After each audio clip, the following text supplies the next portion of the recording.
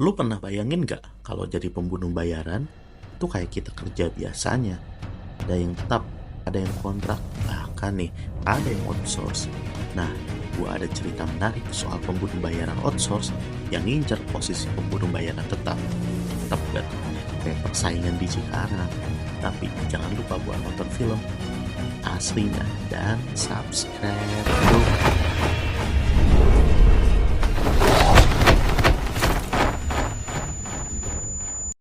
Kisah diawali dua pembunuh bayaran The Brothers, Yuri dan Makoto, yang sedang bersiap untuk melakukan misi mereka membunuh pria bernama Bonnie.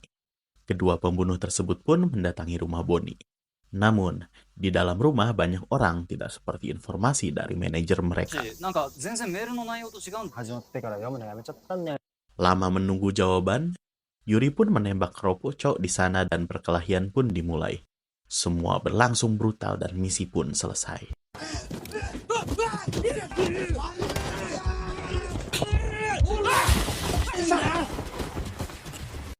Selesai misi, Yuri dan Makoto makan bersama manajer mereka Akagi. Ternyata Yuri dan Makoto salah membunuh orang, sehingga mereka tidak mendapatkan bayaran. Apalagi mereka hanya subkontraktor dari kelompok pembunuh di Jepang bernama Guild, sehingga tidak banyak permintaan yang masuk ke mereka. Akagi pun mengusulkan jika Yuri dan Makoto membunuh pembunuh di Guild, agar posisi pembunuh di sana kosong, dan mereka bisa menjadi pembunuh tetap. Jir, udah kayak karyawan tetap. Target mereka adalah si duo baby assassin Sugimoto Chisato dan Fukagawa Mahiro. 杉本千里深川真宙 Di tempat lain, Chisato dan Mahiro menerima tagihan gym dan asuransi sebesar 400 juta rupiah karena kebodohan mereka yang mengabaikan surat tagihan. Mereka pun menghubungi manajer mereka, Susono, yang malah semakin menekan mereka untuk segera membayar paling telat hari Jumat.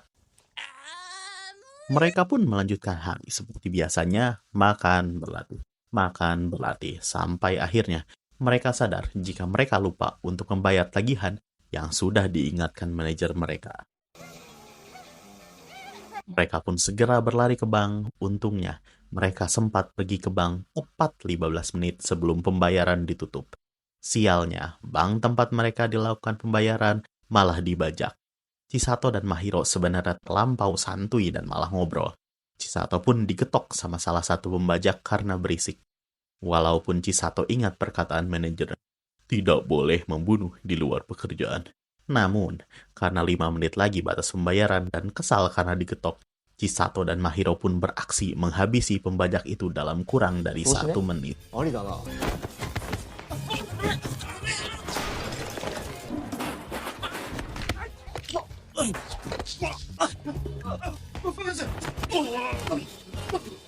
Selesai menghabisi para pembajak, Chisato dan Mahiro yang memaksa teller bank untuk segera melakukan pembayaran, mereka malah membuat teller itu ketakutan hingga waktu pembayaran pun terlewat dan polisi pun datang jir.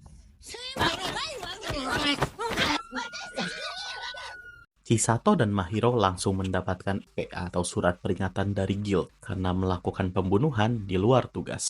Mereka pun diceramahi abis-abisan oleh Susono dan meminta mereka untuk mencari pekerjaan paruh waktu selama masa SP karena mereka tidak akan mendapatkan gaji dari Guild. Mereka pun mendapatkan protes dari kelompok pembersih karena ulah mereka. Chisato dan Mahiro pun melakukan pekerjaan paruh waktu sebagai badut di sebuah toko pinggir jalan. Mereka bertugas menghibur, juga mengusir para ibu-ibu yang hanya mau mendapatkan bonus ketika belanja lebih. Mereka pun bergantian menghibur dengan girl band atas asal Jepang, Tarasigaku. Ternyata bayaran sebagai badut penghibur tidak memuaskan Chisato, dan ia pun tertarik saat melihat ada judi shogi di pinggir jalan.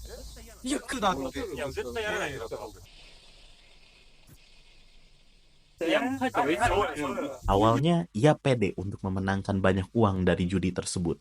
Namun, ternyata ia terlalu bodoh untuk bermain shogi dan kalah. Ia pun menyadari uangnya habis dan menjadi gila. Kegilaannya berhasil ditenangkan dengan kehadiran Mahiro yang menghiburnya dengan berkata, mereka bisa hidup selamanya dengan makan toge, karena toge jika dipotong akan tumbuh lagi. Jir. Di lain tempat, Yuri dan Makoto sedang menikmati sukiyaki mereka sambil menggoda pekerja paruh waktu di sana, Sakura. Tiba-tiba, Akagi mendatangi mereka dan memberitahu jika duo baby assassin diskor oleh guild karena menghentikan pembajakan bank. Ternyata, Akagi ada di TKP saat kejadian itu berlangsung. Chisato dan Mahiro melanjutkan hidup mereka seperti biasa, makan, tidur, dan menonton. Keesokan harinya, saat bekerja paruh waktu, Chisato ke gap Mahiro habis bermain judi shogi lagi di pagi hari, karena ada bau rokok dan miras di badannya. Chisato dan Mahiro pun bertengkar sambil masih menggunakan kostum badut.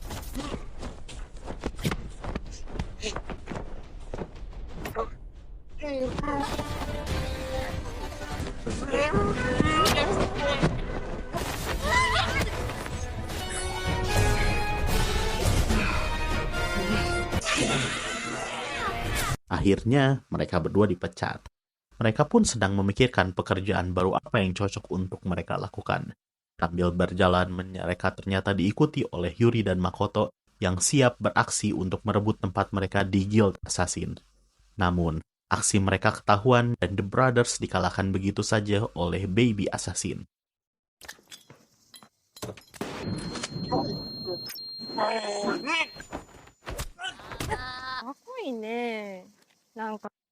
Baby Assassin pun kembali dimarahi oleh kelompok pembersih.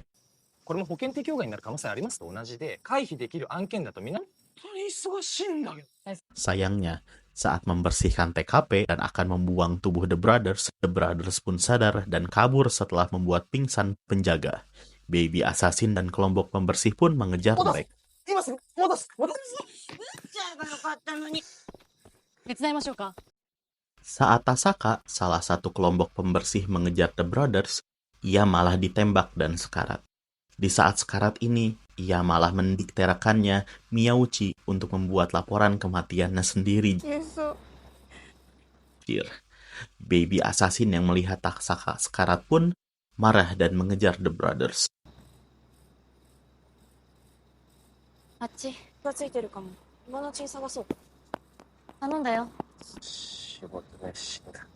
Brothers yang panik karena menembak Tasaka menelepon Akagi sang manajer. Namun, Akagi sebagai manajer ternyata sudah diketahui keberadaannya oleh guild. Ia pun diculik, dibunuh, dan mayatnya dibuang menungging di bawah jembatan.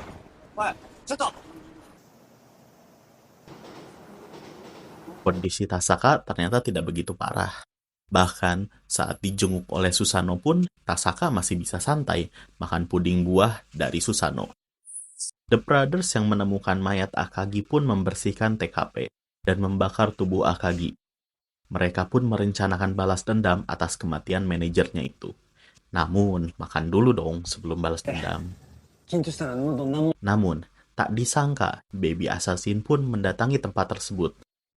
Yuri yang sepertinya sudah tidak sabar untuk balas dendam, mulai mengarahkan pistolnya ke Mahiro.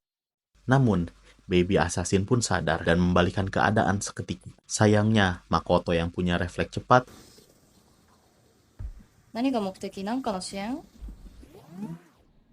berhasil menembak Mahiro dan membuat Chisato tersudut. Makoto pun mengajak Yuri untuk pergi, tapi mereka masih sempat dibuat terluka oleh Mahiro yang ternyata hanya terluka gores akibat tembakan Makoto. The Brothers yang kabur pun dikejar oleh Baby Assassin. Saat dalam pengejaran, Mahiro ingat untuk izin dulu ke Susano. Awalnya Susano menolak mengizinkan mereka. Namun, Miyauchi pun akhirnya mempekerjakan Baby Assassin untuk membunuh The Brothers. Bahkan, Tasaka pun baru kali ini meminta Baby Assassin untuk menghabisi The Brother hingga hancur berkeping-keping, tanpa harus memperdulikan kondisi TKP. Pertarungan The Paruh Waktu Brothers versus Baby, pekerja tetap assassin pun dimulai. Pertarungan saling menghujani peluru pun sangat sengit.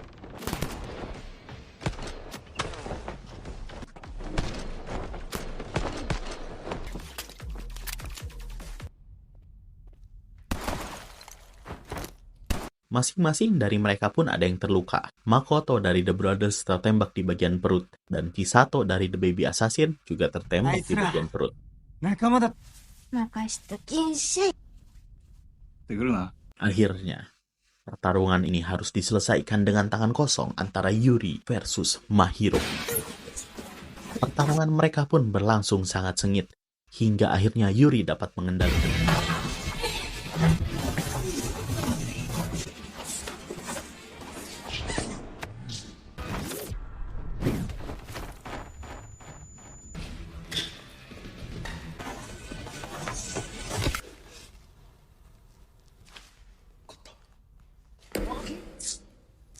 Namun, siapa sangka Yuri ternyata berada dalam mimpi, hingga ia dibangunkan oleh serangan bertubi-tubi dari Mahiro.